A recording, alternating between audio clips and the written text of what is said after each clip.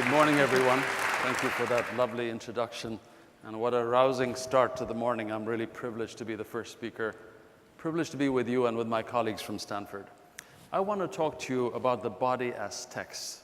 And I want to tell you that our ability to look at the body and diagnose diseases and tell all the myriad things that are going on is very recent. Until the mid-1800s or so, no matter what ailed you, pain, cough, fever, you would go see a barber surgeon, and the barber surgeon would cup you, bleed you, purge you, and if you wanted, also pull a tooth and cut your hair long at the sides and short at the back, but would make no attempt at diagnosis. My medical students are always surprised to learn that our first ability to read the body as a text, a superpower, if you will, began because of a man called Ornberger, who I'll mention in a second. I just want to point out to you, you probably already know this, that the famous barber pole with the red and white stripes represents this legacy of the barber surgeon. The red and white stripes represent the bloody bandages. The brass receptacle at the bottom represents where the blood was collected. It was this man in the late 1800s who got us started in our ability to read the body as text. His name was Leopold Ornberger in Vienna, and his father was an innkeeper. And one of his early memories was going down to the basement of the inn with his father and watching his father tap on the sides of the kegs of wine to determine where the meniscus was and whether it was time to reorder or not. And when Ornberger became a physician, he began to tap on bodies. He began to, what we call, percuss, and effectively map out the size of the heart, the presence of fluid in the lung, the size of the liver, and so on. Everything we know about percussion, which was the ultrasound of its day, was discovered by Ornberger. It was really a huge moment in medicine, followed very shortly by this gentleman, Laennec, here in Paris, who discovered the stethoscope.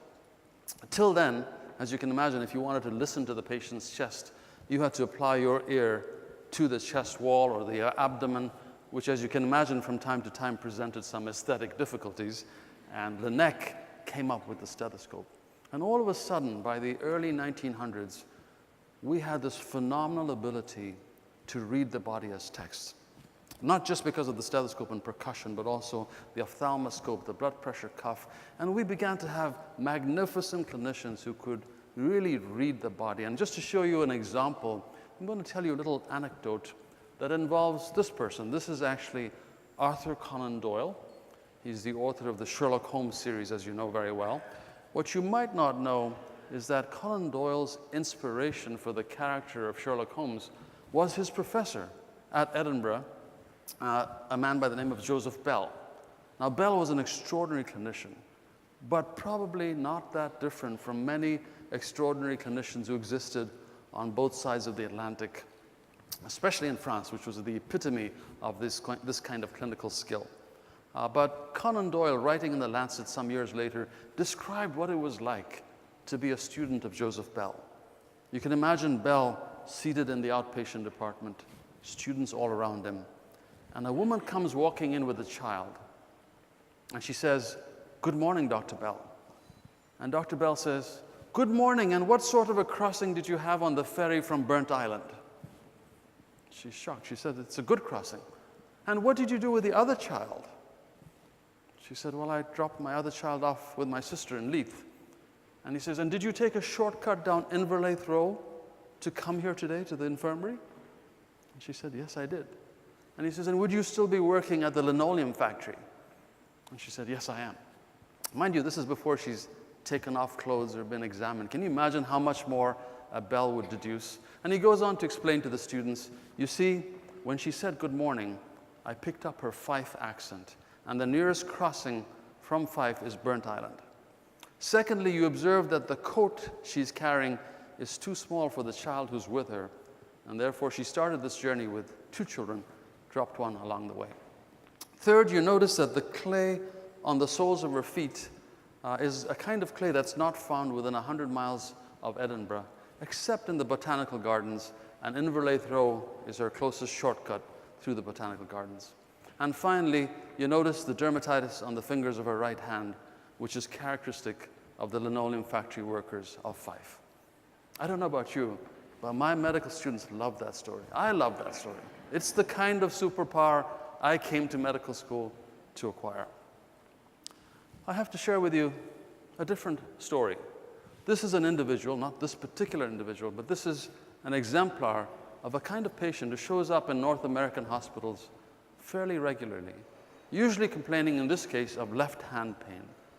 And tragically, many months will often go by while the primary care physician x-rays the hand, finds nothing, sends the patient to an orthopedist who examines the hand and the shoulder, finds nothing, and it may take some months for people to diagnose what Joseph Bell and any number of physicians 100 years ago would have diagnosed in an instant, that this patient has Horner syndrome. He has a little lag of the left pupil, and he has a smaller pupil on that side, and they might have picked up that he was a little hoarse, and they would have said instantly, without even looking at the hand, that he has a tumor at the apex of the lung.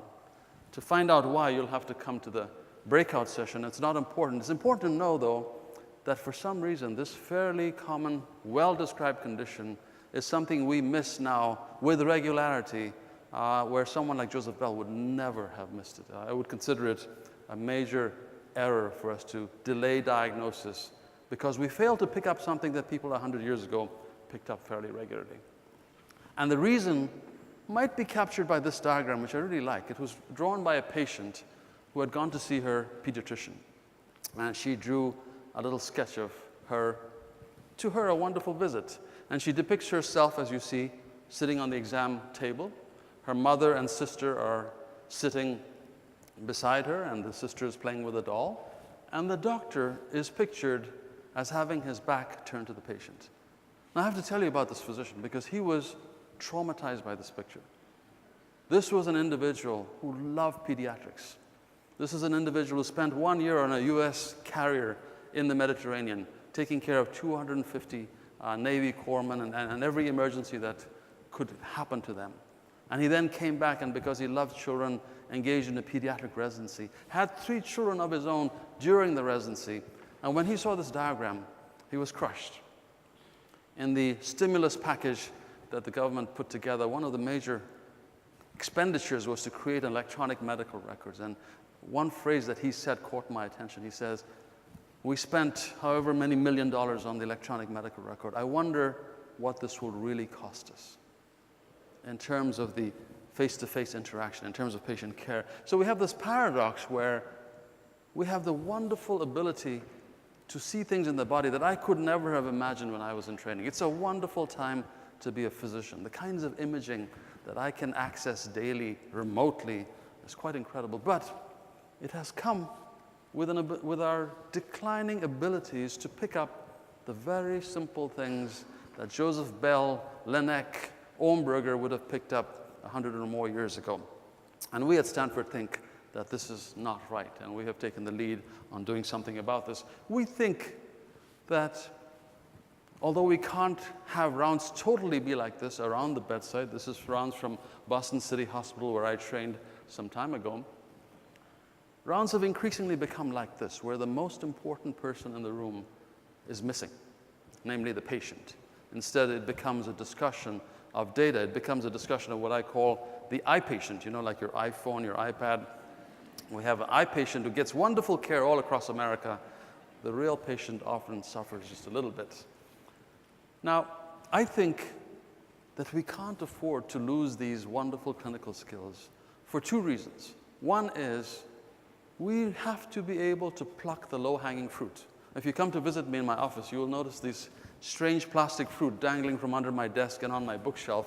It's because I want to make this our metaphor, that we will not let any of our trainees walk out. Never have it on our conscience that they miss the low-hanging fruit, and someone who has a diagnosable, treatable condition is picked up 3 months later when they're no longer treatable. That should not be on our conscience. That's one good reason, I think, to examine the patient well, to listen well, to get not too caught up in technology where you stop seeing the patient. But the other reason is perhaps even more interesting. My wonderful interactions with colleagues in anthropology, including Dr. Kapoor, have taught me that the ritual of examining a patient is an important one. It's a ritual. Think about it. Someone comes to you who you don't know. They tell you things that they wouldn't tell their rabbi or their preacher. or their priest. And then incredibly, they disrobe and they allow touch, which in any other context could be assault. That is an exceedingly important ritual. Patients have certain expectations of it, and if you don't fulfill that ritual, they walk away feeling, my doctor didn't pay attention to me, something was missing. Rituals are all about transformation. We engage in rituals to signify a crossing of a threshold, be it marriage or death or a transition of power. The ritual of examining a patient also has a transformation. What is it? Well, it validates the personhood of the patient, and it locates the illness on their body, not remotely on some screen. It takes their symptom and you put your hand on where it hurts and you validate that. You affirm your connection, commitment, and trust. And finally, we have this very interesting phenomenon that's really wrapping me up in terms of the data that's coming out on the phenomenon of placebo without placebo. We've learned for some time that placebo is not about tricking people with a sugar pill, that you can actually produce profound neurobiological effects with a placebo. You give a Parkinson's patient a placebo, not only do 2/3 of them stop shaking, but you can also measure in the ones who stop shaking a surge in dopamine levels in their brain. You give a patient who's in pain a placebo, and 1 to 2/3 of them, the pain will vanish. If you use a morphine antagonist, the pain will come rushing back. Placebo produces real neurobiological effects. And we're learning that you can have placebo without placebo, meaning context, tone of voice, the ritual of examination. All these things are profoundly important in the biology of disease. I can only begin to highlight this in the 8 minutes I have. I want to close with a little anecdote. I'm an infectious disease specialist, and in the early years of my practice, I took care of many young men predominantly who were my age, who were dying of AIDS. And I remember my sense of futility going back there by their bedsides as they were dying towards the last stages. And I remember in particular one young man who was dying, and day after day I would go by to visit him. I'd see his family there, and I would never know quite what to do. And out of a loss for knowing what else to do, I would do my ritual. I would begin to examine them. I would percuss the lung. I would listen to the heart. I would feel the belly. Not that there was any information I was going to gather at this point that would change very much, but it was my ritual. And I remember this one particular young man on the very last day of his life, hours before he died. As I came to his bed, his mother told me that he had not responded at all for the last 12 hours. And as I was just standing there talking to her, we saw his hands come fluttering up. And we were wondering, what is he going to do? And they went to his pajamas, and he began to fiddle. And I realized he was going to expose his chest to me. He was wanting me to examine him. That this ritual, which was in a sense meaningless to medicine at that moment, was incredibly meaningful to him.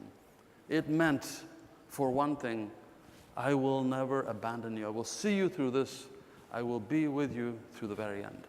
I'm very proud to tell you that we at Stanford consider our technology paramount, but we consider the sanctity of the physician-patient relationship, the superpower of being a great clinician, to be equally important. Thank you very much.